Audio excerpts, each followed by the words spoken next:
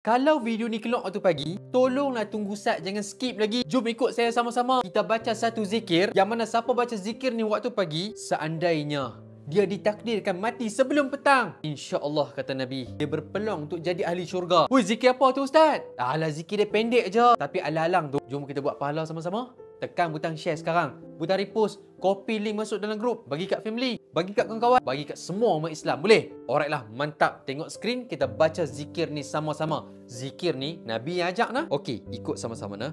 Allahumma anta rabbi la ilaha illa anta khalaqtani wa ana abduka wa ana ala ahdika wa wa'dika mastata'tu. A'udzubika min syarri ma sana'tu. Abu'u laka bi ni'matika alayya wa abu'u bi dhanbi faghfirli fa innahu la yaghfiru dzunuba illa anta. Macam dapat tak? Kalau dah dapat, sebarkan video ni sebanyak yang mungkin. Semoga kita semua berpeluang untuk jadi ahli syurga. Amin ya rabbal alamin.